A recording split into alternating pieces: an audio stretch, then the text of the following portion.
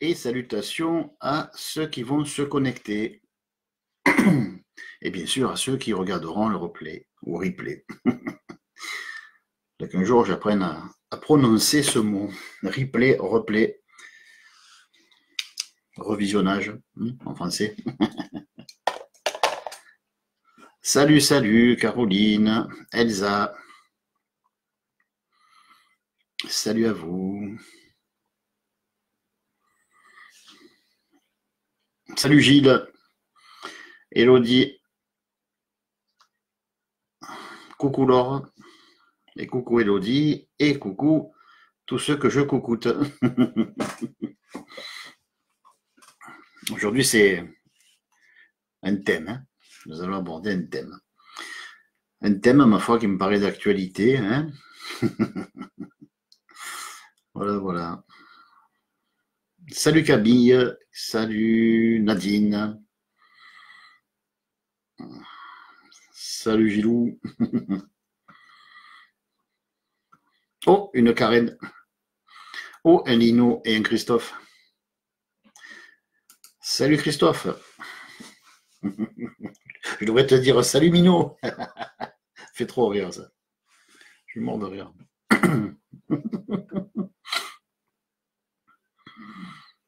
Alors. Oh, déjà 14, c'est bien, c'est bien. C'est bien, c'est bien. Comme je le disais à peine, nous allons ce soir parler de la susceptibilité. En quoi elle peut être un frein, en quoi elle peut être justement un problème dans nos relations dites karmiques. Hein. Il y en a qui vont dire, oh, ça va parler de karma. Non, ça va parler de relations karmiques, ce qui est tout à fait différent. Hein. Voilà. Bon, la susceptibilité, je ne vais pas m'étendre dessus en tant que ce que c'est, parce que tout le monde le sait. On va attendre un petit peu qu'il y ait un peu plus de monde. Et coucou Marie. Et salut Florence. Sergio de la Vega.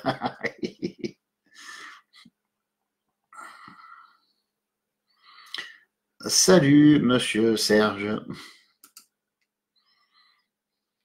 Oh, quel beau prénom, tu vois, je m'en lasse pas.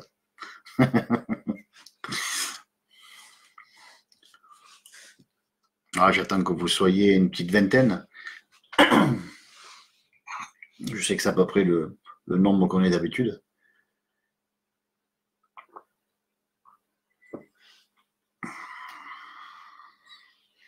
Je vais mettre la tasse à portée de gorgée.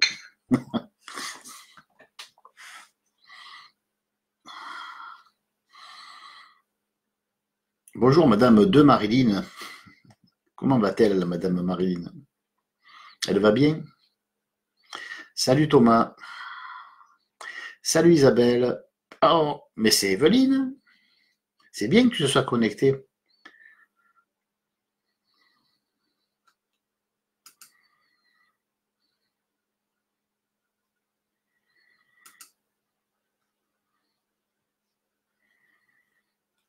Alors. Voilà, voilà.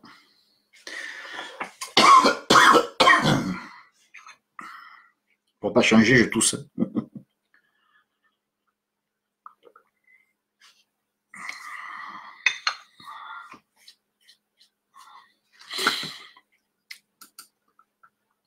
Ah ouais. On va croire que, non pas l'air, mais l'atmosphère est tellement irrespirable que j'en attrape une fausse bronchite. C'est pas une vraie bronchite, faut le faire. Hein. Voilà. Je sais pas trop ce que c'est. Monsieur Jean-Philippe, comment va-t-il? Et Luigi.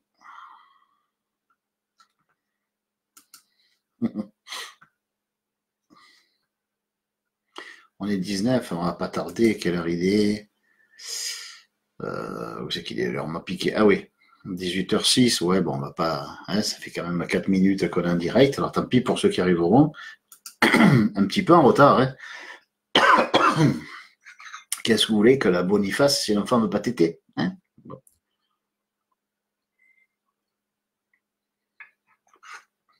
Bien. Allez, on commence. Qu'est-ce qu'on se marre? Non, non, je suis pas malade tout le temps en hiver, mais par contre, je m'attrape de temps en temps une bronchite. Ouais. Mm. J'aime pas trop l'atmosphère humide, alors c'est vrai que ça aide pas ici. La Dordogne et l'humidité, hein, c'est presque un pléonasme, hein, surtout le Périgord noir. Voilà. Bien. Alors, bon, un jour on trouvera bien un moyen de ne plus être malade, hein, ça peut arriver, ça. Il faut bien qu'il y ait un niveau de notre être qui participe un petit peu de ce monde, parce que sinon, déjà que je suis très beau, si en plus j'étais parfaitement en bonne santé, qu'est-ce qui resterait pour les autres, hein?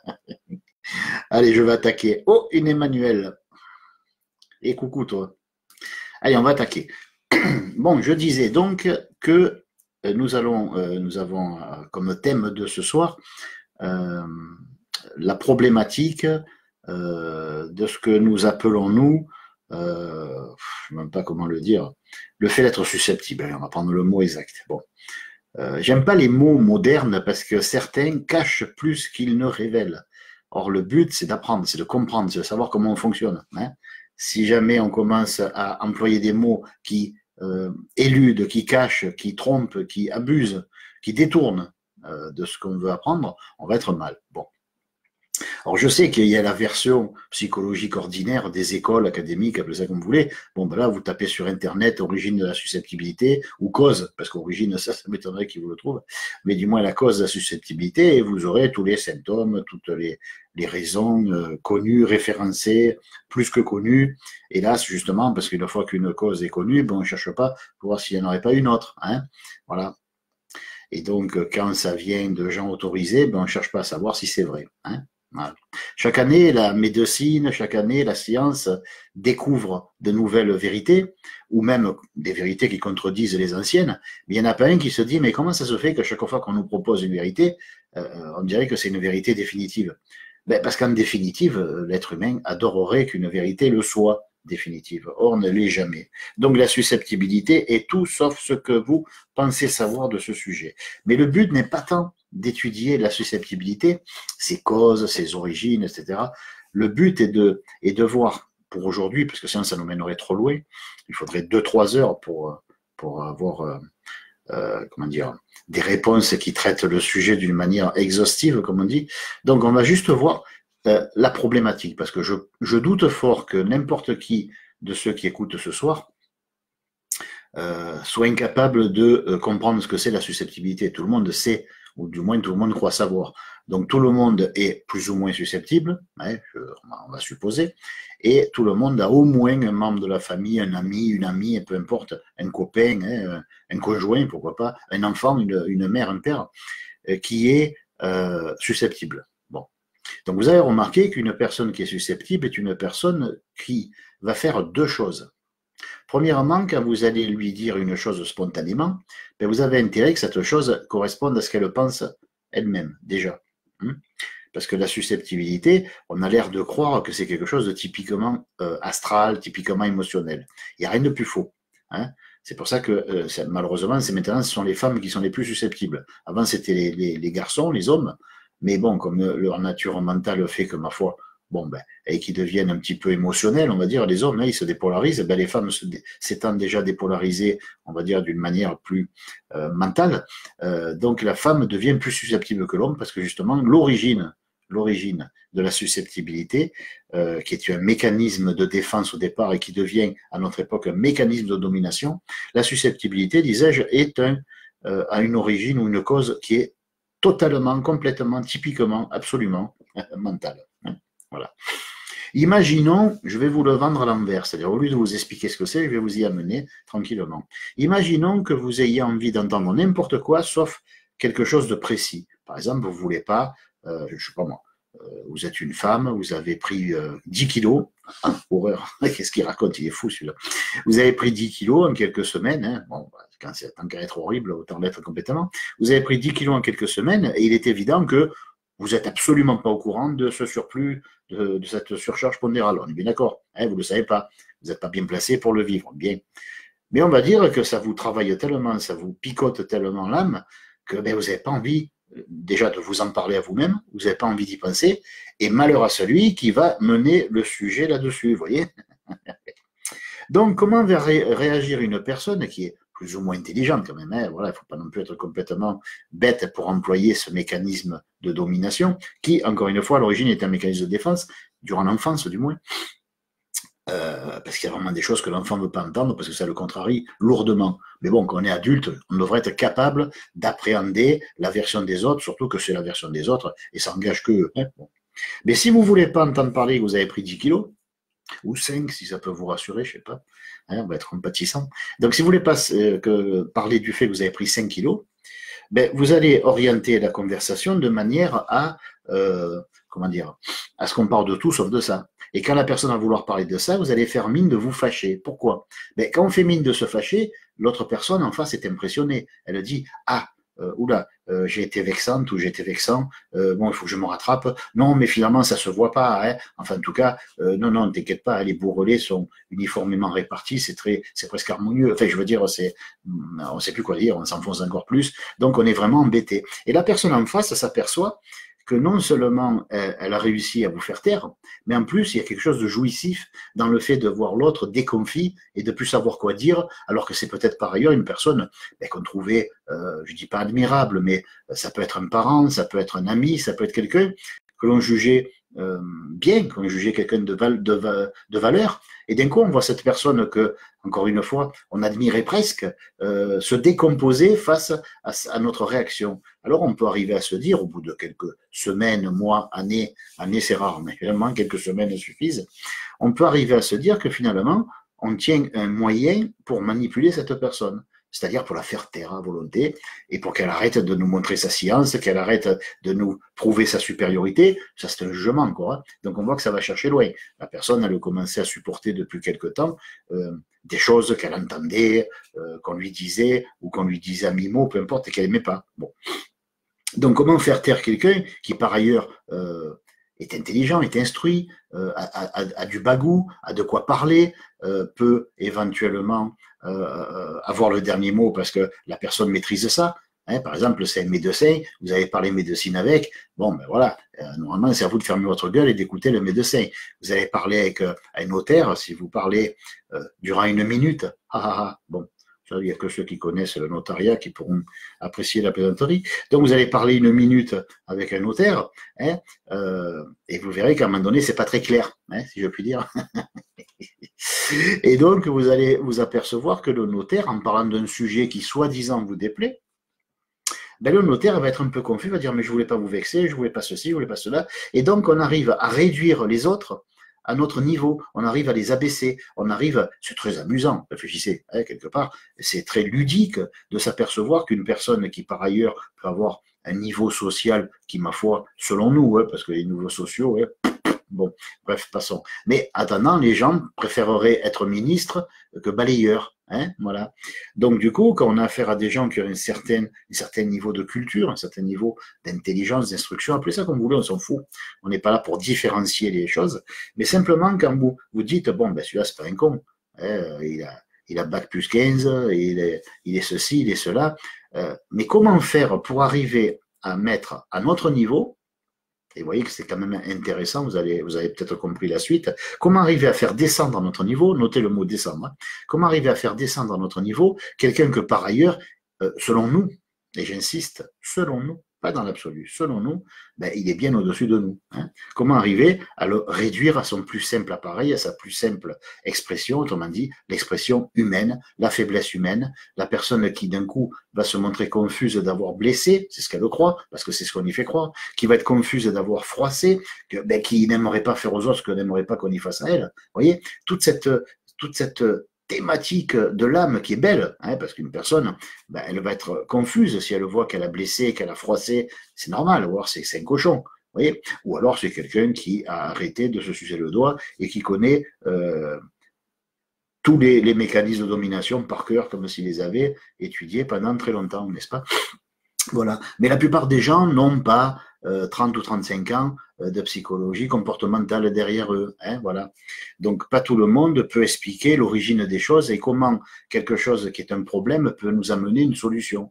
Il est vrai que durant l'enfance, nous avons peut-être été flétris par par un parent, nous avons été flétris peut-être par un ami, peut-être que nos amis se moquaient de nous parce que quand ils cavalaient, on arrivait à peine à les suivre, parce qu'on était un peu plus gros, parce qu'on était souffreteux, parce qu'on avait de l'asthme, parce que... Alors les gens vont pas nous dire carrément, ah c'est un con, il a de l'asthme. Même un con ne pourrait pas dire ça, parce que... Et par contre, on peut se démerder de le placer dans des situations où le gamin va pouvoir courir avec les collègues parce qu'il a de l'asthme. Ou alors, le gamin, comme il a un pied dans le plâtre, ben, il ne pourra pas faire du vélo. Alors, comme par hasard, le jour où il a le pied dans le plâtre, ben, tout le monde va faire du vélo. Et on va insister lourdement sur le fait que ça va être génial, etc. Bon. Donc, on s'aperçoit que quand on est jeune, on est appelé comme ça à être un petit peu, comment je pourrais dire, ben, un petit peu froissé, hein, comme un vêtement froissé.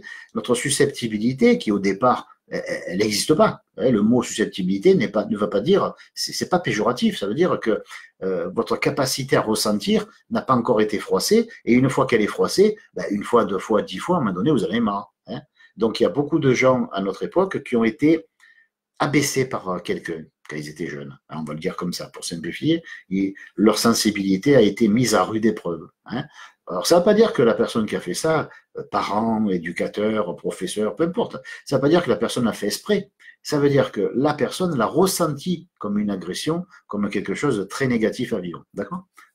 L'important n'est pas de savoir qui a tort, qui a raison, mais simplement que si vraiment vous ressentez de l'agressivité, eh ben, vous ne pouvez pas dire je ne la ressens pas. Hein. Là, il faut se rappeler que quand on ressent quelque chose, on ne le ressent pas dans le frigidaire, n'est-ce pas? On ne le ressent pas dans la table de nuit. On ne peut pas le ressentir chez le voisin. Et dire je ressens en toi, c'est faux. On ne peut pas ressentir en l'autre. On ne peut pas savoir dans l'absolu, à moins d'être vraiment hyper illuminé, hein, d'être un grand maître, on ne peut pas savoir en vérité et dans l'absolu quelles sont les motivations profondes, quasi subconscientes des gens quand ils nous parlent. On ne peut pas le savoir. Hein. Même avec un bon entraînement, on ne peut pas. Donc, on est obligé de se fier à ce qu'on ressent. Alors, l'idée n'est pas de savoir si la personne est méchante, l'idée est de savoir si ce que dit la personne a un effet méchant sur nous. Donc, vous voyez que l'effet est méchant sur nous. Ça ne veut pas dire que c'est nous le con, ça ne veut pas dire qu'on est coupable, ça ne veut pas dire qu'on est faible, on ne va pas se mettre à la rue parce qu'on se le met déjà assez comme ça, mais simplement, il ne faut pas non plus pousser grand-mère dans les orties. Quand une personne qui est spontanée, vous pouvez me dire con, c'est pas grave, de toute façon, mais une personne qui est spontanée et qui vous dit tiens, tu n'aurais pas pris 5 kilos, toi, et après elle va le regretter, mais c'est trop tard. Voilà, et à notre époque, d'ailleurs, on confond souvent spontané et con, alors que spontané ne veut pas dire irréfléchi. Spontané, ça veut dire spontanément soi-même. Ça n'a rien à voir avec le fait de parler des autres. Vous voyez, si quelqu'un vous dit, excuse-moi, je suis spontané, je vais te dire tes 4 vérités, tu dis non, tu vas dire les tiennes. Tu ne peux pas me dire mes 4 vérités, que je suis la seule ou le seul à les connaître, ces 4 vérités. Et d'ailleurs, il n'y en a pas 4, il y en a plus. Mais toi, tu vas me dire les 4 vérités qui te pèsent le plus sur l'âme, n'est-ce pas? Voilà. Donc, une personne que l'on dit susceptible est une personne qui a accumulé, alors c'est pas de la rancune, mais elle a accumulé des non-dits, c'est-à-dire qu'à un moment donné, elle a plein le cul que les gens qui sont supposés au-dessus, plus forts, plus grands, un prof, des fois même un psychologue, moi j'ai connu des psychologues qui se sont fait pourrir par leurs clients, même des psychiatres des fois se font pourrir par leurs clients, parce qu'ils ont osé aiguiller la personne du côté où elle n'a pas envie d'aller, et si elle n'a pas envie d'aller, c'est qu'elle connaît très bien ce côté-là, et donc c'est qu'elle le connaît même par cœur, pour pouvoir ressentir qu'on l'amène là, avant même qu'elle y soit rendue. Donc, on voit que les gens ont pris possession de leur problématique. C'est-à-dire qu'en fait, non seulement ils savent que c'est eux qui ont tort, parce qu'on a tort de jouer sur la susceptibilité pour faire taire la vie, parce que c'est la vie qui se tait, hein, c'est pas les autres. Hein. Bon. Donc, peut-être qu'on a eu une maman qui était un peu trop sévère. Peut-être qu'on a eu un papa qui nous a fait penser, qui nous appréciait pas trop parce qu'on était un gros bourrin. Peut-être. Vous voyez, j'emploie mes mots, vous pouvez les changer à volonté et les adapter à votre cas. Peut-être aussi qu'on peut se faire croire qu'on a eu une enfance extraordinaire avec des parents géniaux. Ça peut passer aussi. Enfin, chez vous, pas chez moi, mais ça peut passer. Hein. Le propre d'un parent, c'est de préparer un enfant à la vie, comment on pourrait dire, à la vie sociale, à la vie active. Donc, quand on est trop chouchouté, trop bien aimé, trop bien ceci, trop bien cela, trop bien gnangnan, avec l'amour, ben, il arrive que au premier courant d'air de mots, on s'enrhume l'âme. Et je ne parle pas de courant d'air physique, mais de courant d'air de mots. quelqu'un va faire un P à New York et on va le prendre pour soi. Vous voyez, l'être humain a toujours tendance à ramener tout à lui. Pourquoi? Parce qu'il a déjà tout en lui. Si vous pensez que vous êtes un peu juste dans tel domaine ou dans tel autre, si quelqu'un vous fait une allusion qui ne fait que ressembler vaguement à ce que vous pensez en secret et sur vous-même, ce qui est assez quand même terrible, hein, de penser en secret sur soi-même, ou du moins de faire un secret de ce qu'on sait très bien qu'on pense de soi. Bon. Mais si jamais la personne vous fait une allusion, d'ailleurs ça devient une allusion, parce que ce qu'elle dit correspond à ce que vous pensez de vous, mais comme vous ne voulez plus penser ça de vous, mais comme vous ne savez pas comment faire pour ne plus penser ça de vous, donc vous êtes dans une situation intenable. Comment faire pour faire cesser la souffrance que je ressens en moi?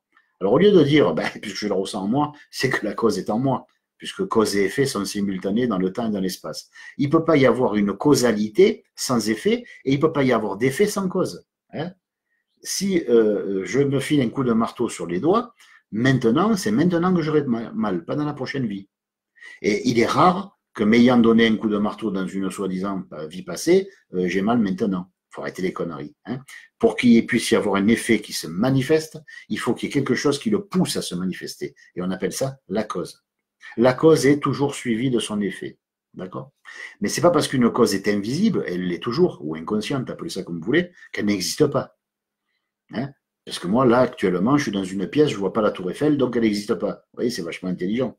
Pourtant, la tour Eiffel, elle existe, et elle cause bien des discussions, et bien des visites. Hein? Il y a des millions de gens qui ont visité la tour Eiffel. Bon. Donc, excusez-moi, je bois un coup. Donc, nous avons cette personne qui vient de réaliser qu'elle n'en peut plus. Elle a, je ne sais pas, moi, elle peut avoir 15 ans, 16 ans, 20 ans, 30 ans, ou 40 ans, ou 50 ans. Il y a des gens qui sont puissants mentalement, ils ne le savent même pas. Parce qu'ils se disent, mais non, je ne suis pas puissant, je me sens faible. Non, tu as été affaibli. Et donc, j'ai été affaibli par tout ce qu'on m'a dit. Non, tu as été affaibli par le fait que tu as conservé par devers toi tout ce qu'on t'a dit. Parce que si on vous dit, par exemple, que vous êtes gros, ou maigre, ou pas beau, ou vous avez des oreilles qui sont trop en avant, ou des yeux qui sont trop écartés, ou les cheveux qui sont trop tombés, que vous avez une calvitie galopante. Bref, tous ces trucs que on n'aime pas entendre. Enfin, du moins, la plupart des gens n'aiment pas l'entendre. Quand on l'entend, on n'aime pas ça. On n'aime pas quoi? Ce qu'on entend? Non, faux. Je vous promets que c'est pas ça, non seulement qui nous peine, mais qui crée des dégâts en nous, hein, au niveau de l'âme. Ce qui nous peine, c'est ce qu'on se fait à soi avec ce que les autres nous permettent de faire à nous-mêmes. Hein. Autrement dit, je vous tends un outil, vous allez le prendre, et au lieu de vous en servir, parce que c'est un tournevis pour dévisser une vis, vous allez vous poignarder avec. Alors bien sûr, je suis responsable puisque c'est mon tournevis. Il y a même mes empreintes dessus. Et même si on vous voit mort avec la main sur le tournevis, on dira que c'est moi qui ai mis la main dessus parce que ce tournevis est à moi. Vous savez qu'il y a des films policiers, des fois, où on voit que les policiers, vous voyez, voilà, on peut l'être policier sans passer d'examen, si vous voyez ce que je veux dire. Donc ils ne vont pas chercher loin. Hein. On a retrouvé dans le couloir, dans le tiroir de votre commode, l'arme, une arme. On va étudier avec la balistique pour voir si c'est celle du. Mais moi j'entends ça, je dis mais cherchez pas, c'est l'arme qui a servi à tuer. Ah bon? Vous avouez? Non, j'avoue rien.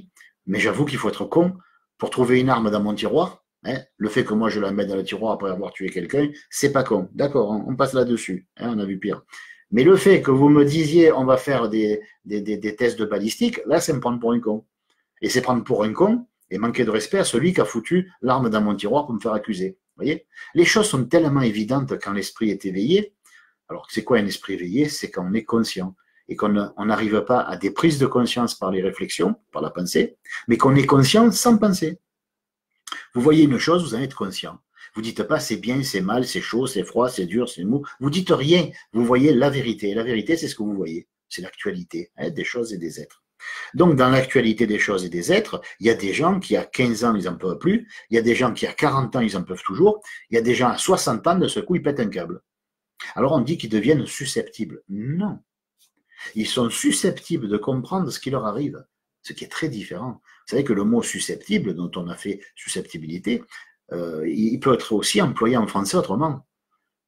La personne est susceptible de vous demander quelque chose. La personne est susceptible de... Donc, c'est comme si on disait présumer. Hein. Donc, on présume quand une personne est blessée parce qu'elle l'entend, on présume qu'elle est susceptible de revenir à la source de la blessure, à la source du ressenti. Qui ressent? Moi. Ou je ressens en moi. Et qu'est-ce que je ressens? Ah, j'ai pas envie de savoir. Ah ben si, t'as pas le choix, Coco ou Cocotte. On n'a pas le choix. On n'est pas venu sur Terre pour passer notre vie à accuser les autres de nos mensonges. Parce que ce sont des mensonges à soi. Et on accuse les autres d'être responsables de ça. Alors, ça ne veut pas dire qu'il faut accuser sa mère, son père, son prof de maths ou son prof de français quand on était petit qui nous tapait sur les doigts avec la règle. Moi, j'ai connu ça, mais bon, j'ai connu une époque où les gens étaient cons. Ben, ils le sont un peu moins. Voilà. Donc, plus personne ne me tape avec des règles en fer sur les doigts. Mais j'ai eu la chance, si je puis dire, de connaître les deux époques. Un peu des furieux, des profs un peu furieux qui se prenaient pour papa-maman et qui n'acceptaient pas qu'on ne puisse pas être de bons élèves dans leur classe, que c'était la leur, que c'était eux qui enseignaient, si vous voyez ce que je veux dire, ouais, en toute modestie donc. Et maintenant, on passe à des profs qui sont contents qu'ils peuvent rentrer chez eux avec leur voiture sans trouver les pneus crevés et sans se prendre un couteau dans le dos. Voilà, ou se faire rançonner, que leur pique leur fric. Voilà. Donc, ces deux époques qui sont tout à fait différentes, et j'ai, encore une fois, eu l'opportunité, parce que dire chance, ça va vous faire grincer des dents, et ça pourrait faire grincer les miennes d'ailleurs. Donc, on va dire, j'ai eu l'opportunité de connaître deux époques qui sont totalement antinomiques et totalement opposées, mais qui se complémentarisent, qui expliquaient déjà à l'époque ce qui allait arriver. Parce qu'on ne peut pas avoir un prof qui abuse de son pouvoir, au hasard, et ne pas avoir plus tard des élèves qui le font payer, mais ils ne pourront pas le faire payer à celui qui a abusé. Ils vont le faire payer à la représentation de ce qui a abusé. Vous voyez? C'est un petit peu comme quelqu'un qui me disait dernièrement, je ne vais pas rentrer dans les détails parce que bon, c'est un peu scabreux, mais les deux choses sont scabreuses. Même la réaction du mec, il me dit, depuis que je sais qu'il y a des gens qui sont pédophiles, tu te rends compte ce qu'ils font avec les petits gamins, là, ils ont confiance, là, ils viennent avec leur cierge et boum. Bon. Et il me disait qu'à la limite, ça tenait qu'à lui, s'il était sûr de ne pas se retrouver en prison, il aimerait casser la gueule à tous les curés qu'il rencontre ou qu'il connaît de vue, parce qu'il sait où en trouver. Et j'ai dit, mais c'est stupide. C'est stupide. Pose-toi la question, j'ai dit.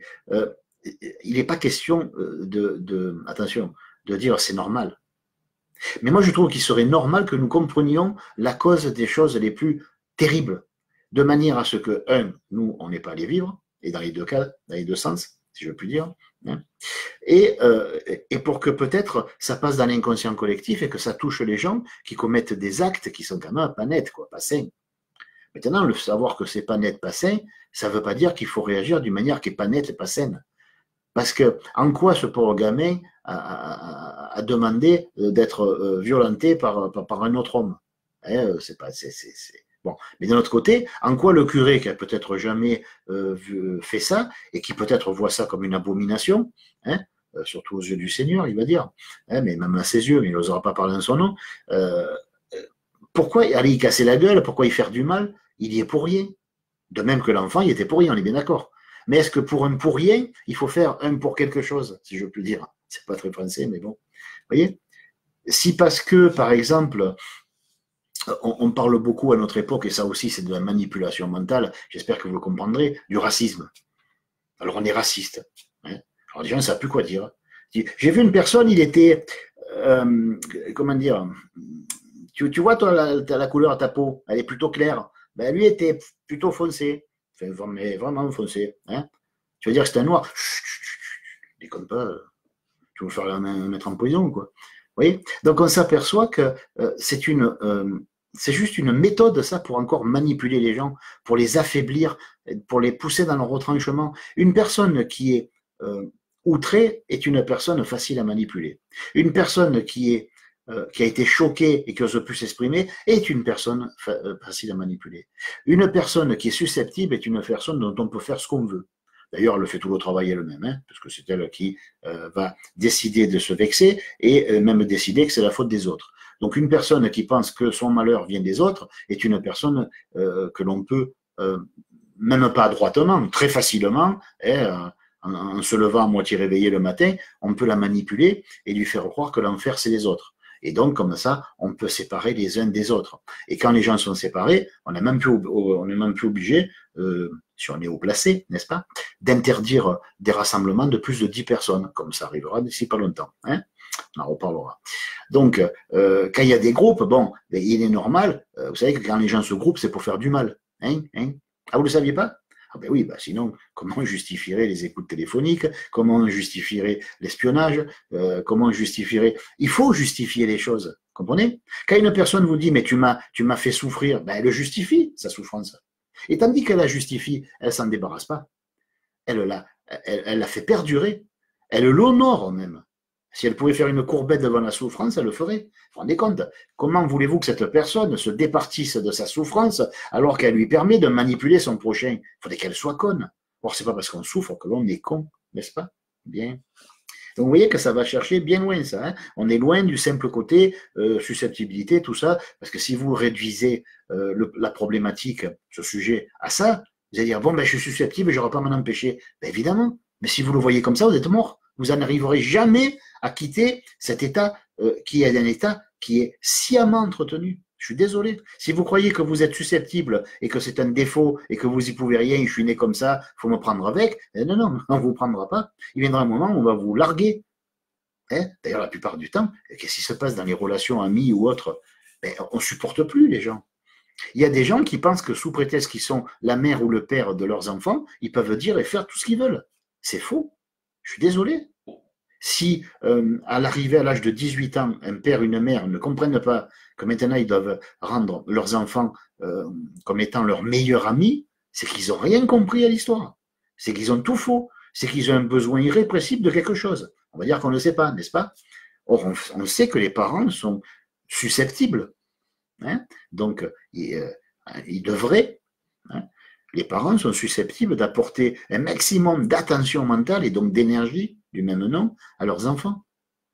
Parce que mâle ou femelle, homme ou femme, hein, plutôt ce sera peut-être plus séduisant, on va dire.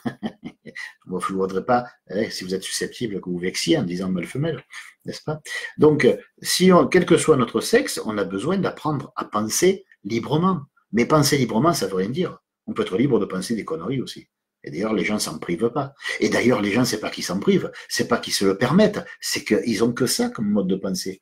Ils ont un mode de pensée qui est totalement disjoncté. Il sert à rien, si ce n'est à produire plus de souffrance encore. Vous allez quelque part. Y en a un qui dit, tiens, qu'est-ce qu'on fait? Il dit, on va boire un coup, on va au ciné. Ah ben oui, on va aller au ciné. Et là, vous avez toujours quelqu'un, s'il y a 7-8 copains, hein. D'ailleurs, on se demande dans quelle mesure ils sont copains. Il y en a un qui dit, ah ben non, mais pourquoi c'est toujours toi qui décides? Et là, vous allez tourner, regarder la personne, dire, la regarder comme un extraterrestre, dire, j'ai rien décidé. J'ai simplement dit, oui, oui, super, au ciné. J'ai manifesté ma joie, ça te désole? Je sais pas. Alors que la personne, c'est pas ça qu'elle devrait dire.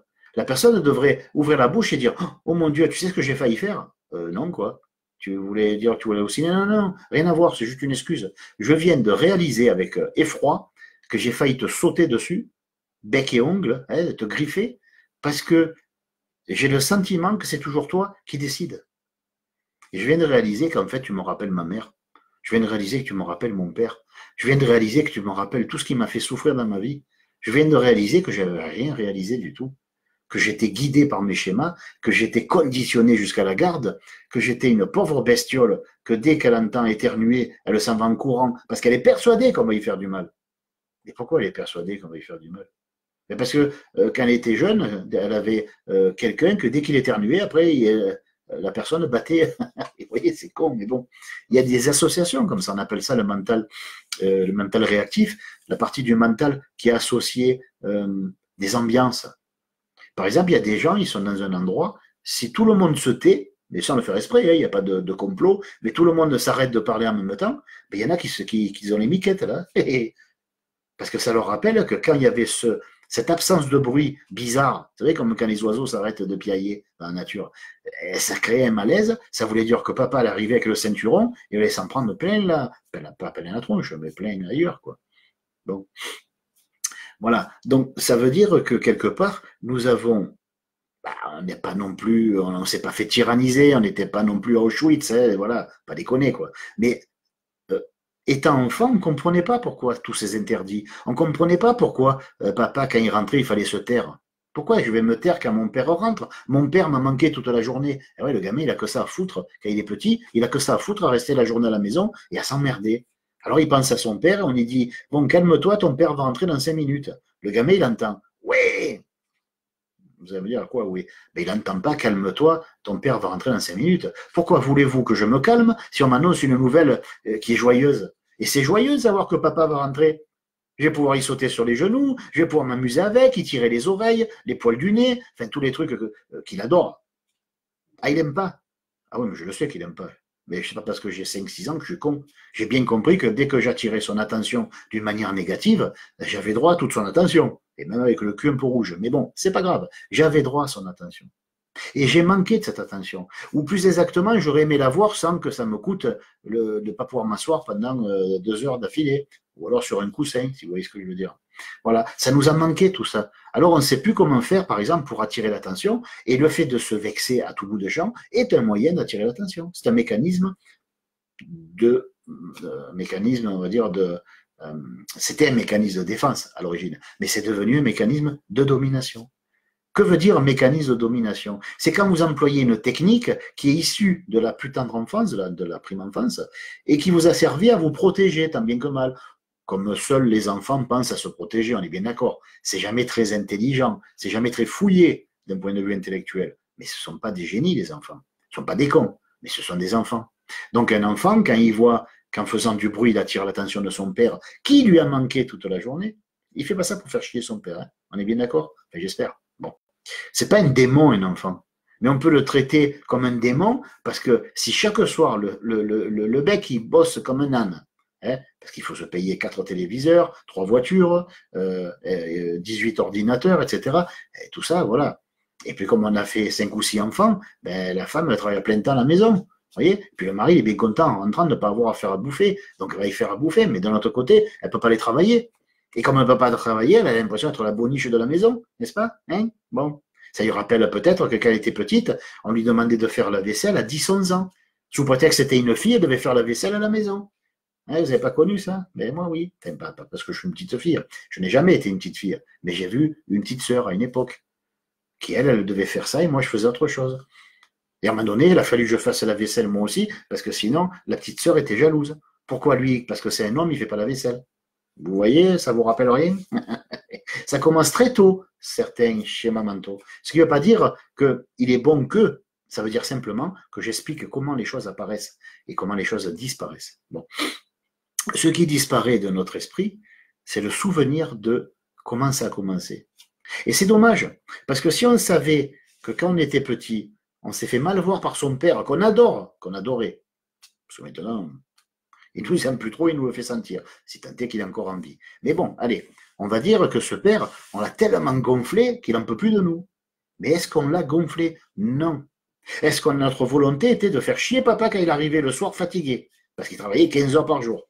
Qu'est-ce qu'on pouvait comprendre, nous, d'un papa qui travaille 15 heures par jour? Parce que maman, qui a eu 5 gosses, bon, on ne va pas se poser la question pourquoi la cinquième gosse se sont arrêtés, mais bon, bref, maman ne peut pas aller travailler. Parce que si elle paye une nourrice, alors elle attend que les enfants soient tous en âge d'aller à l'école, et ouf, les enfants qu'elle adore, hein, on est bien d'accord, hein, bon, ne soyons pas mesquins. Elle est toute contente que pour leur avenir, elle puisse s'en débarrasser, qu'ils puissent étudier à l'école, pardon, excusez-moi. Voilà. Donc, vous voyez que quand on parle de certaines choses, ça peut rendre les gens un petit peu, ça peut un petit peu, voilà. Oh, quoi, qu'est-ce que tu veux dire? Que mon gosse, je mets à l'école pour m'en débarrasser? Non, c'est pas ce que je veux dire, c'est la vérité. Et elle est évidente. Si vous ne le croyez pas, annoncez à une mère qu'elle ne pourra pas mettre son gosse à l'école alors qu'elle va bosser et vous allez voir la gueule qu'elle va faire. Vous allez dire, ben c'est normal, si elle va bosser, comment tu veux qu'elle le fasse? Certes, mais c'est la réaction qui est intéressante. Vous voyez, parce qu'elle ne s'attend pas à autre chose que ce qui est déjà habituel. Donc ça veut dire qu'elle n'a même pas prévu que ça puisse, tout habituel que c'est, ne plus se produire à un certain moment. Après tout, une école peut exploser, peut brûler, les profs peuvent être malades, que sais-je. Et quand on annonce ça à une femme, ben, elle est catastrophée. Ça veut dire, c'est normal, elle bosse. Ok. Alors pourquoi elle est catastrophée quand elle reste toute la journée à la maison? Vous voyez, hop, voilà comment ça fonctionne la susceptibilité. Donc en fait, c'est quand on dit à quelqu'un une chose que la personne sait très bien par ailleurs, hein, seulement elle ne veut pas l'assumer. Eh non, je ne vais pas assumer le fait que mon gosse me fait chier, je l'adore. Hein, non, ça va, c'est facile à assumer. Donc il y a des choses qu'on n'a pas envie d'assumer. À un moment donné, c'est vrai que nos enfants, à un moment donné, ils nous gonflent. C'est des chieurs, c'est des bouffeurs d'énergie. Vrai ou faux? Voilà. On va dire, oui, mais on les aime. Mais pourquoi ce besoin de vite se rassurer? Oui, mais on les aime. Ben encore heureux. avec des petits pois aussi pour les bouffer, je sais pas. Non. À un moment donné, c'est vrai que les gosses, ben, ça épuise un adulte. Bon. La question est de savoir si c'est, non pas si c'est vrai ou pas, parce que c'est tellement vrai que c'est hurlant de vérité. Il faut vraiment être un être humain et être dans le mensonge à soi total pour pas le reconnaître. C'est évident. Moi, quand j'étais petit, je réclamais de l'attention, je faisais chier tout le monde. Et je n'en veux pas aux adultes de l'époque, dont certains ne sont plus là depuis longtemps, de m'avoir traité de chieur de première. Mais c'est tout à fait ce que j'étais, excusez-moi. C'est tout à fait ce que j'étais. Mais à leurs yeux. Par contre, il aurait été heureux qu'à leur époque, ils comprennent que le but n'était pas de les emmerder, comme ils l'ont cru peut-être à un moment donné, du moins la plupart, mais que le but était de manifester l'enfance au milieu des adultes. C'est pas compatible. C'est pas compatible. On ne peut pas élever correctement ses enfants dans un monde qui part en biberine comme le nôtre. Donc, il n'y a pas de transi-solution. Ou on le reconnaît, on ne fait pas de gosses, ou on ne le reconnaît pas, on fait des gosses, ou ils arrivent par accident. Ah non, ça ne faut pas le dire, pardon. Ou ils arrivent parce qu'on les a par amour. Pas trop rendre susceptibles les gens non plus à la fois. Et donc, une fois qu'ils sont là, ben, comment je veux dire, on les aime. Hein, voilà. On est obligé, de toute façon. Qu'est-ce que vous voulez qu'on en fasse, hein? On ne va pas les vendre, moi. On ne va pas les mettre à l'orphelinat. Mon Dieu. Et vous savez pourquoi on ne les met pas à l'orphelinat, l'enfant? Ça veut dire, ben, le pauvre. Non, non, le pauvre. Et oui, ça aussi, c'est un petit peu, c'est là où le bas blesse, c'est là que ça peut un peu vexer, c'est là que ça peut rendre susceptible. Tu es en train de nous dire qu'on mettrait notre gosse à l'orphelinat si ça nous coûtait absolument rien? Oui, c'est exactement ce que je dis, mais ça reste entre nous. Hein. Vous n'allez pas le répéter, comme ça vous n'aurez pas à avoir honte de l'avoir pensé ne serait-ce qu'une demi-seconde. Il y a des fois, on n'en peut plus des êtres qu'on adore par ailleurs, vrai ou faux. La réponse, c'est pas une question, hein, je n'attends même pas de réponse. Hein, voilà. C'est évident qu'il y a des fois où on n'en peut plus des gens qu'on adore par ailleurs. Pourquoi? Parce qu'on est humain, certes, mais comme tout est double, ils sont humains. Et vous inquiétez pas, ils le montrent.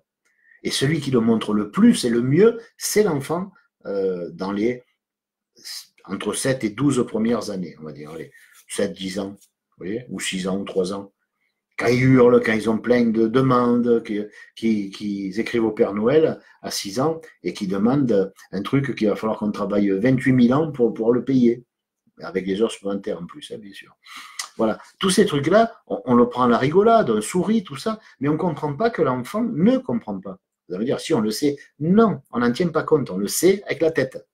Par exemple, on peut savoir que quelqu'un est spontané, hein, soi-disant, autrement dit qu'il va lancer des vannes, qu'il va se lâcher, qu'il va se faire plaisir, parce qu'il y a ça aussi.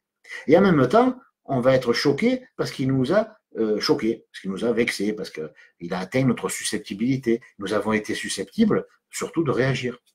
Alors pourquoi nous réagissons des fois et des fois non? Parce qu'il a beau lancer des vannes, il y en a qui vont nous faire pouffer de rire, parce qu'il n'y a aucune correspondance intérieure. Les gens sont toujours en train de parler d'effet miroir, d'effet miroir. Mais c'est quoi l'effet miroir? Ça veut rien dire. En effet, il y a un miroir. Et en effet, il y a un effet. Et c'est un effet miroir. Mais qui est reflété, s'il vous plaît? Regardez même le mot effet miroir. OK. Et dans le miroir, ce que je vois, c'est pas toi. Ah non, non. C'est qui? Ah, je sais pas. C'est une personne qui est dans le miroir. Il est scotché dedans, ou il est né dans le miroir, il mourra dans le miroir. Je sais pas, c'est une photo peut-être. Vous voyez? C'est quand même pas anodin ou innocent, appelez ça comme vous voulez, que l'on ait appelé ça l'effet miroir de manière à ce qu'on ne parle que de l'effet et pas de la cause. Quelle est la cause de l'effet miroir, s'il vous plaît? C'est nous, c'est vous, c'est moi. Si je me mets devant un miroir et que je suis décoiffé et que je dis mais qui c'est ce con qui est décoiffé? Et qu'on me dit ben c'est toi. Oh pardon, excuse-moi. Pourquoi je vais m'excuser? Parce qu'il est aberrant que je dise du mal de moi, on est bien d'accord. Vous ne voyez pas en train de dire du mal de vous, surtout devant témoin. C'est pas rentable comme truc. Donc du coup, si du mal est dit et que apparemment vous avez l'impression d'être concerné, vous ne pouvez pas l'accepter. Je dis pas que c'est bien, je dis pas que c'est logique, je dis que c'est comme ça que ça fonctionne. Une personne qui en a marre qu'on la traite comme une merde, le premier qui va faire une allusion à du papier cul seulement, elle va bondir, elle va péter un câble. Papier cul, merde, donc je suis une merde. Mais pourquoi tu me dis ça? Ben, t'as parlé de papier cul, et alors? J'ai dit je venais d'en acheter. Et la personne va réaliser qu'elle passe un peu pour une conne. Donc elle ne peut pas accepter ça. Donc elle va s'enfoncer encore plus et agrémenter, chercher des excuses. Ou alors, si elle a été intelligente, de dire oh, excuse-moi, je croyais que tu me traitais de merde. Mais avec l'espoir dans les yeux, et que l'autre capte, n'insiste pas, s'il te plaît. Je sais, je suis passe pour une conne, t'inquiète, je suis habitué. Mais elle ne se dit pas, tiens, je suis habitué, ça veut dire quoi? Ça veut dire que je suis habitué à passer pour une conne ou un con, ou je suis habitué à réinvoquer à chaque journée qui passe qu'on m'a pris pour un con ou pour une conne. Je vais tout mettre au masculin, hein. C'est plus simple. Ok, on m'a pris pour un con quand j'étais jeune. Et alors? Est-ce que ça fait de moi un con pour autant? Maintenant, si on m'a pris pour un con et que je me comporte comme un con, comment dire, là, je participe à comment dire, à la réalisation de ma connerie. Au départ, j'étais vierge de toute connerie. Il y avait justement quelqu'un qui était assez con pour projeter sur moi. Et moi, j'étais assez con pour prendre sur moi. Et une fois qu'on a pris sur soi, c'est désagréable de se sentir con. C'est désagréable de penser qu'on est con. C'est désagréable de penser qu'on est le dindon de la farce, qu'on est la dernière roue de la charrette, qu'on est... C'est désagréable. Qui va dire le contraire? Pas moi. C'est désagréable pour tout le monde. Par contre, quand j'entends, moi, une chose qui produit une blessure ou qui l'éveille, ce sera plus honnête, ben, je sais très bien que la blessure a été éveillée. Alors je vais à la blessure, je lui dis qu'est-ce que tu m'as raconté? Et la blessure me dit ah enfin. Quoi enfin? Ben, tu fais attention à moi? Ben oui, tout le temps. Non, non. Tu me ressentais, mais tu me méprisais. Tu me ressentais, mais tu me méprisais. Ça veut dire quoi? Ça veut dire que quand vous êtes vexé, bah, vous êtes le premier à le savoir. Hein. Soyons intelligents, quoi, s'il vous plaît. Bon. Donc, vous ne pouvez pas être vexé à votre insu. Ou vexé inconsciemment, hein, comme on m'a sorti une fois. Si j'étais vexé, c'est inconscient, bien sûr. Voilà. Et quand tu files un coup de marteau sur le doigt, le cri est inconscient, que tu pousses et la douleur est inconsciente, et le truc qui gonfle et qui devient rouge, c'est inconscient aussi. Mais voyons, hein, la marmotte, le chocolat, le papier à l'huile. Bon. Donc, on est toujours en train de vouloir justifier ce qui n'a aucunement besoin de l'être. Il n'y a pas à justifier notre souffrance. On souffre, point barre. Mais de là à la refiler aux autres ou d'en refiler la responsabilité aux autres, il faut être, hein, je ne vais pas le dire si vous êtes un peu susceptible. Voilà. C'est ça qui fait de nous ce que l'on a peur d'être alors qu'en fait on ne l'est pas. Mais on le devient. C'est être un salaud que de dire aux autres tu m'as blessé. Il faut être un salaud. Vous savez pourquoi? Parce que vous êtes en train de faire à quelqu'un ce qu'on vous a fait à vous. Et vous êtes bien placé pour savoir que c'est très désagréable ce que vous a fait à vous. Ça fait des années que vous en souffrez. Ça fait des années peut-être que vous pensez qu'on élude votre présence. Hein? Oh, 3615, j'existe. Il y a des gens qui ont l'impression qu'on pourrait leur marcher dessus sans les voir, sans les sentir. Même pas le fait de dire, Bloom, oh, sur quoi j'ai marché? Une merde? Oh, pardon, madame. Bon. Non. Mais vous savez que plus vous pensez à une chose, plus vous attirez des raisons pour y penser. Ça va me dire, ouais, c'est la loi d'attraction. Non, non, non, c'est pas la loi d'attraction, ni de répulsion, ni de compulsion, ni rien du tout. C'est simplement que dès l'instant où vous avez à l'avant-scène de la conscience une idée précise, qu'elle soit intelligente ou stupide, l'univers va comploter pour vous rendre service. Ah bon? Ben oui. Et comment il peut me rendre service, ce con univers? Parce que pour l'instant, on ne peut pas dire qu'il brille par son efficacité. Oh, que s'il est efficace. Il est même plus efficace que ce que vous croyez. Si vous pensez que vous êtes une merde, il apportera des conditions, non pas, comme on le dit en psychologie de bas étage, pour que vous soyez assuré que vous êtes vraiment une merde. Non, ça paraît être l'effet, mais ce n'est pas le but. Le but, c'est d'actualiser le plus possible l'émotion, de manière qu'à un moment donné, vous disiez, mais c'est pas normal. Est-ce qu'il est simplement rationnel que les 10 personnes que j'ai rencontrées aujourd'hui soient 10 personnes qui m'en mettent plein la tronche? Qu'est-ce qui se passe? Allez, même en croyant que c'est envoyé par Dieu ou je ne sais pas quoi, ou le karma, ou que sais-je. Allez, ok, c'est envoyé, mais c'est fait pour me faire chier? Ben non. Eh ben voilà. Alors c'est fait pour quoi? Ben devine. Toute la journée, tu n'as pas pu t'empêcher de penser qu'on te prend pour un con, ou une conne, ou bon. Eh bien alors il faut rentrer là-dedans. Allez, on y va, courageusement. Pourquoi j'ai le sentiment qu'on me prend pour un con? Ben, tu te rappelles pas? Ben, disons que j'ai pas trop envie, quoi. Je préfère dire que c'est l'autre qui m'a pris pour un con. Ah oui, d'accord, mais un jour, il faudra arrêter de te manquer de respect. Ah bon, me manquer de respect? Oh. Et encore, ça, c'est la version pour les susceptibles. La version polie. Parce que c'est pas ça que j'ai envie de dire. Mais comme ça serait très grossier, je ne le dirais pas. Hein, mais c'est se comporter comme un véritable... voilà. Bien. Donc, c'est même faire pire que ce qu'on a vécu. Il me paraît, moi quand j'étais plus jeune, il y a un truc qui m'a marqué chez les adultes, hein, pas les enfants, bon, c'est les gosses, hein, voilà. Mais chez les adultes, je voyais des gens qui venaient de raconter leur souffrance, de témoigner de ce qu'ils avaient vécu dans leur enfance, et 2 secondes après, en mettre plein la tronche à quelqu'un d'autre. Waouh! Je trouvais pas ça mal. Je trouvais ça bizarre. J'avais l'impression de dire, il le fait exprès. Le mec, il vient de parler 2 secondes avant, ou même une demi-journée avant, peu importe, qu'il avait souffert dans sa vie de tout ce qu'on y avait fait, et qui fait exactement la même chose à un autre. C'est quoi ça? C'est bizarre. Bon, vous voyez? Alors on pourrait dire, mais alors ce mec, c'était... Non, non, non, non, attention, le jugement hâtif. Hein? Surtout quand on est susceptible, on ne va pas rendre les autres émus. Hein? On est bien placé pour savoir que c'est pas agréable. Donc vous ne pouvez pas dire à quelqu'un, tiens, un gros... voilà. Bon, on ne peut pas. Alors on ne le fait pas. D'autant que ça ne servira à rien. Parce que la personne n'est ni ceci ni cela. Elle est simplement totalement inconsciente de ce qu'elle se fait comme mal. Parce qu'elle se fait du mal. Parce qu'elle demande à l'univers de lui faire du mal. Pourquoi? Parce qu'elle demande à l'univers, j'ai pas bien compris ce qui se passe. Non pas ce que je ressens. Ça va, elle n'est pas conne, hein, la personne, elle sait très bien ce qu'elle ressent. Par contre, elle ne comprend pas pourquoi elle le ressent. Et comme c'est un ressenti, ça va avec une pensée, parce que toute pensée est reliée à un sentiment connexe ou une émotion. Donc, à partir de l'émotion, elle peut remonter à l'idée première, et donc prendre conscience de pourquoi elle souffre, et pourquoi elle a ce sentiment d'être pris pour une merde par tout le monde. Hein? Bon. Rappelez-vous qu'au départ, nos parents, c'est Dieu le Père, Dieu la Mère, Dieu l'humanité. Il n'y a pas 50 000 choses dans l'humanité. Il y a les hommes et les femmes. Ouais, voilà, il n'y a pas trop, il n'y a pas grand-chose de plus. Hein. Bon.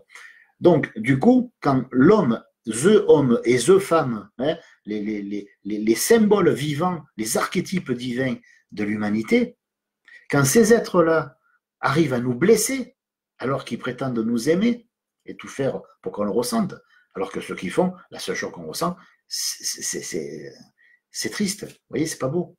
Alors quand ces êtres-là nous trahissent, selon notre vision d'enfant, comment voulez-vous qu'on ne prenne pas l'étranger qui nous croise pour un gros salaud? C'est évident. Rien que son regard va nous salir.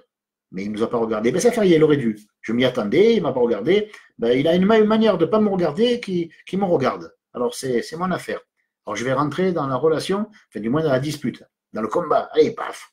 Et comme ça, je me vengerai de cet étranger que je ne sais même pas comment il s'appelle. Vous voyez, des fois on se dit, waouh, si on s'écoutait penser, on dirait, oh putain, j'ai un gros problème sur les bras. Un gros problème sur les bras. Et ce problème, il y a marqué mon nom dessus, c'est bizarre. C'est comme une valise, vous savez, quand vous mettez les valises, les bagages à l'aéroport, il faut marquer le nom, l'adresse, vous voyez, on ne sait jamais s'ils se perdent, on vous retrouve. Mais là, c'est pareil, vous avez de grosses valises que vous traînez, et vous n'avez pas envie de les ouvrir. Et comme vous n'avez pas envie de les ouvrir, vous avez envie plutôt de les perdre. Mais comme vous n'êtes pas con, parce que vous n'êtes pas con, pour arriver à se mentir, il faut déjà être doué et se lever de bonheur. Comme vous n'êtes pas con, vous avez oublié de mettre votre nom et votre adresse sur la valise. Parce que vous ne savez absolument pas pourquoi vous avez fait ça. Non, non. Vous savez juste que si vous aviez commis la connerie ou l'erreur de marquer nom et adresse, ben, en perdant votre valise, il y aurait bien un salaud pour vous le ramener. Il y a l'adresse. Et pourquoi pas le numéro de téléphone aussi, pour m'avertir un jour avant qu'il va me blesser un jour après. Parce qu'il va me blesser. Parce que vous savez ce qu'il va faire, ce salaud? Il va me mener la valise, il va dire, c'est bien la vôtre. Alors moi, je vais regarder, je vais dire, oh, c'est peut-être un homonyme. Oui, mais l'adresse, ouais, mais c'est peut-être, il y a marqué bis. Et je n'ai pas vu de bis dans votre numéro là, de rue. Oui, mais bon, d'accord, ok. Mais bon, c'est peut-être pas la mienne, elle ressemble, mais vous voulez qu'on l'ouvre, dit le mec. Va des rétros, Satanas, pourritas. Et non, et puis quoi encore? File-moi une balle dans la tête aussi. Je sais très bien ce qu'il y a dans la valise. C'est pour ça que je l'ai abandonné, la valise. Hein, voilà. C'est pour ça qu'il y a des gens qui abandonnent leur chien, leur chat. Hein. Ce sont des quoi? Des autruches, non? Des animaux. Hein. Et d'animaux, il y a anima, émotion. Et puis on s'en passe très bien de certaines émotions. Donc on s'en passe très bien de certains animaux. Et puis on a ouvert la porte, il est allé pisser, il s'est échappé. On a vite démarré de peur qu'il nous rattrape. Enfin, je veux dire, du peur qui ne prenne pas le temps de pisser tranquillement. On reviendra le chercher 2 jours après, hein, ou l'hiver prochain, s'il est encore en vie. Voilà. Il est tout à fait. Je ne dis pas que c'est bien, attention. J'espère qu'il n'y a pas des bourrins qui vont me dire un jour, ouais, t'as dit que c'est bien d'abandonner les animaux. J'explique pourquoi on les abandonne. Je ne justifie pas, j'explique. La seule justification qu'on a, c'est de ne pas avoir le courage de s'assumer. Vous allez me dire, mais est-ce que c'est justifié? Ben non. Mais pourquoi on le justifie alors? Pourquoi une personne qui va abandonner son chien ne va pas laisser les numéros de téléphone en place? Il va laisser une gamelle avec quelques croquettes, parce que le chien, il va manger avec une gamelle de croquettes, il va tenir l'éternité, on est bien d'accord. Pas oublier de mettre l'eau, parce qu'après tout, s'il ne boit pas, hein, si on pouvait l'assoiffer, cette conne d'émotion, ce conne de chien, oui, tout est lié. Mais on ne prend pas le temps d'étudier notre vie. Si on prenait le temps de l'étudier, on verrait qu'elle est, elle est plus passionnante que ce qu'on croit. Vraiment. Elle est beaucoup plus passionnante que ce qu'on croit. Alors, bien sûr, on se dit, bon, mais ça nous mène où tout ça? Ben, ça nous mène que si un jour vous avez été blessé, choqué, vexé, appelez ça comme vous voulez, c'est pas ça qu'on va expliquer. Parce que, ma foi, il me semble qu'à moins que vous ayez 14 ans, vous savez ce que c'est, la susceptibilité, même si vous ne connaissez pas vraiment l'origine, et croyez-moi, vous ne la connaissez pas, enfin, du moins, vous êtes en train de l'apprendre.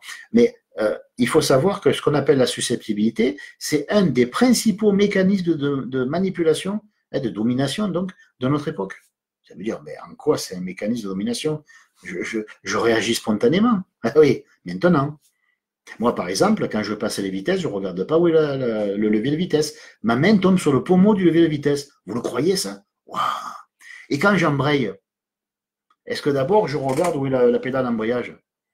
Ça veut me dire, c'est pas pareil. Ah bon? Une loi n'est valable que dans un sens et pas dans l'autre. On n'a pas le droit de tuer les gens, sauf s'ils sont blonds aux yeux bleus, je sais pas. Une loi, c'est une loi. C'est la loi du subconscient. Si je me mets dans la tête que je ne veux pas entendre parler de quelque chose, que je m'en suis un peu trop parlé, ou que ça m'a un peu trop parlé, un peu trop blessé, tous ceux qui m'en parleront seront l'ennemi à battre. C'est évident. C'est évident. Parce que, merde, je fais tout pour me cacher la vérité, et ce quand il arrive, et la première chose qu'il me dit, c'est ça. Comment ça peut arriver? Je vous l'explique. C'est l'univers qui vous aide. Mais en quoi il m'aide, ce con, puisqu'il me fait souffrir? Non, il ne vous fait pas souffrir. Vous souffriez déjà. Vous souffrez toujours et encore. Alors pourquoi il vient déclencher ce phénomène de souffrance? Ben, pour que justement, un jour, vous en ayez marre de souffrir, que vous en ayez plein le cul de l'âme de souffrir. Excusez-moi, mais bon. Et que vous disiez, ou que vous acceptiez, que vous ayez pitié de vous en disant, mais pourquoi je souffre? Alléluia, dit l'univers. Vous avez posé la bonne question. Avant, c'était, je ne veux pas savoir. Mais si tu veux savoir. Oui, mais je veux arrêter de souffrir. Donc tu veux savoir. Non, je veux arrêter de souffrir. Donc tu veux savoir. L'univers part toujours au plus pressé. Ce que j'appelle l'univers, vous l'appelez Dieu, les synchronicités, le soi, le ceci, le cela, on s'en fout. Hein. C'est des mots tout ça. Moi je dis l'univers, comme ça on est sûr que ça contient tout. Hein. Voilà. Donc ça contient toutes les idées que vous avez, et on s'en fout si elles sont justes ou pas. C'est juste vos idées. Hein. Bon. Mais en disant l'univers, hop, c'est impersonnel, chacun peut s'y retrouver. Donc l'univers nous envoie, si vous voulez, des synchronicités. Allez. Et sous quelle forme? Ben, sous la forme, ben, sous la seule forme dont nous avons besoin, c'est-à-dire quelqu'un qui va, et de nouveau, et encore, mettre le doigt là où ça fait mal. Alors bien sûr, dit comme ça, on dit, mais c'est un salaud l'univers. Non, non, il n'a pas le choix, c'est un mécanisme automatique. C'est un mécanisme. Je bois un coup. Ou si vous préférez, c'est comme ça. Vous jetez une pierre en l'air.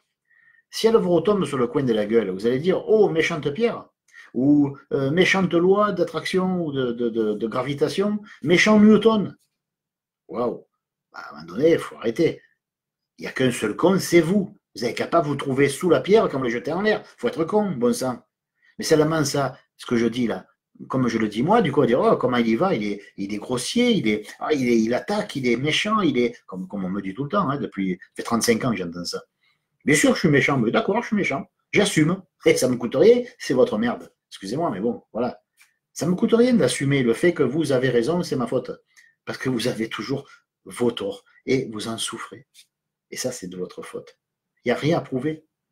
La personne qui va être vexée 10 fois dans la journée est une personne qui se prouve à la deuxième fois que la première fois elle avait tort, à la troisième fois que la première et deuxième fois elle avait tort, à la quatrième fois que la première, deuxième et troisième fois elle avait tort, et qu'elle aurait tort de ne pas comprendre qu'elle a toutes ses raisons d'arrêter de souffrir. C'est la seule façon d'avoir tort. On aurait tort de souffrir alors qu'on peut arrêter. Mais pour arrêter, il faut arrêter de croire que parce que les yeux regardent dehors, c'est dehors le problème. Bien sûr que quelqu'un vient nous dire, t'as pas pris du poids. Mais on le savait qu'il est con comme un ver à pied. On le savait qu'il adore vexer les gens. Mais on le savait aussi que c'est bizarre, que pourquoi on le rencontre. Pourquoi cet être, qui se dit être mon père, ma mère, mon frère, ma soeur, pourquoi il me dit juste ce que je ne veux pas entendre? Ben parce que tu ne veux pas l'entendre. D'autres questions intelligentes? L'univers, il nous écoute, et s'il pouvait juger, il ne peut pas. Heureusement pour nous. Hein. Ouf, là, on serait vachement vexé s'il nous donnait notre avis, son avis sur nous. Mais il ne peut pas. Il ne peut que réagir. C'est un mécanisme. Mais là, pas de domination. Un mécanisme de libération. C'est fait, si vous préférez, je regarde quand même l'heure, c'est fait, si vous préférez, pour vous montrer que vous n'avez aucun intérêt à continuer à souffrir comme des cons, alors que vous pouvez vous arrêter comme des êtres intelligents. Vous n'avez pas à savoir ou à définir si vous êtes con ou intelligent. Vous le démontrez à vous-même chaque jour depuis des années. Alors, je pense que ceci, cela. Et alors, qu'est-ce que tu en penses? De quoi? Ben, qu'est-ce que tu penses de ce que tu penses?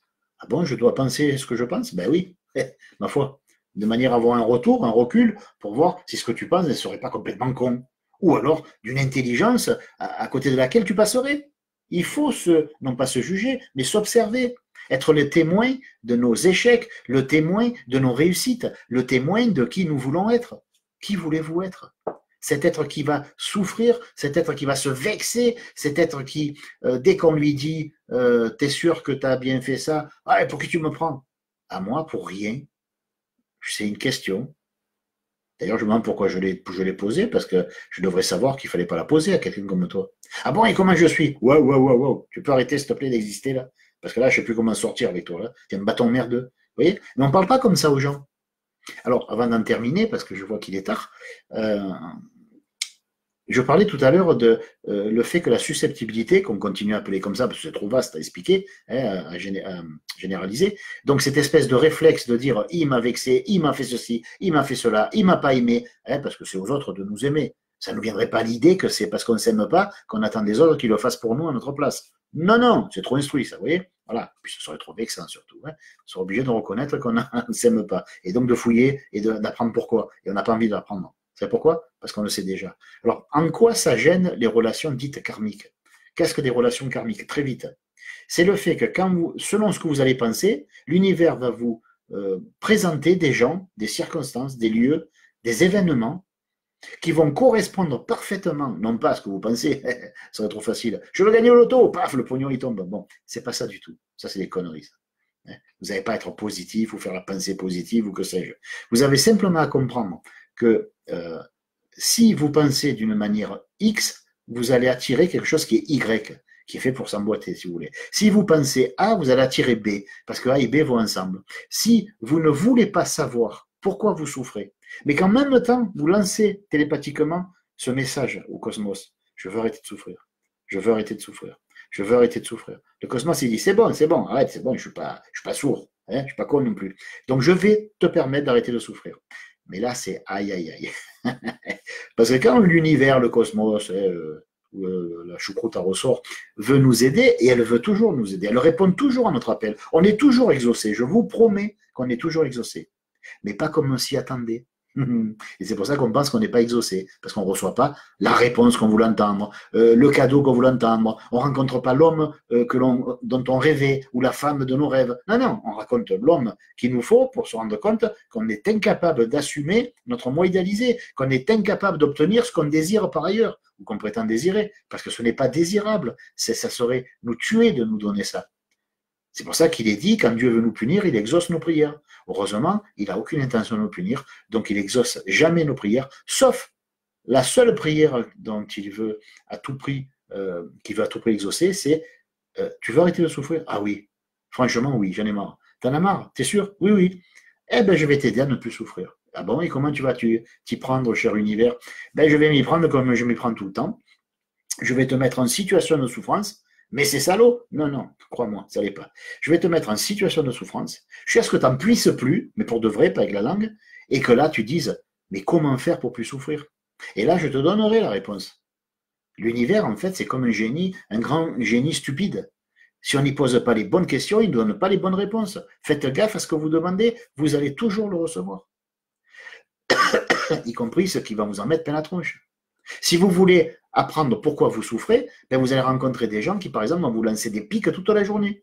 Vous allez dire, mais qu'est-ce que j'ai fait au bon Dieu? Rien, tu l'as appelé, tu as demandé de l'aide et tu la reçois. Mais je ne veux pas des piques. Mais c'est la seule façon pour que tu arrêtes de te piquer. C'est pas dehors qu'il y a les piques, c'est dedans que tu t'es piqué. Et comme tu t'es piqué dedans, et qu'à moins d'être con, aucun être humain ne peut imaginer qu'il se fait du mal. Et pourtant, aucun être humain, aucun être humain pour l'instant n'a cessé totalement de se faire du mal, de se nuire. Mais comme c'est insupportable l'idée que c'est nous qui nous nuisons, qui nous faisons du mal, alors on dit que c'est les autres. C'est la projection. Le fameux effet miroir, on s'en sert que quand ça nous intéresse. J'ai vu un être extraordinaire. Oh, c'est l'effet miroir. Qu'est-ce que tu dois être beau? Ouais, n'est-ce pas? Oui, oui, oui, oui. Ah oui, c'est vrai. Oui, je suis d'une beauté. Oh, amour, paix, joie. Pardon. Compassion. Et tu fais quoi là avec ta main sous le bureau? Non, non, rien, rien. Ça va. Vous voyez ce que je veux dire? Bon, bien. On s'est compris ou on s'est vexé?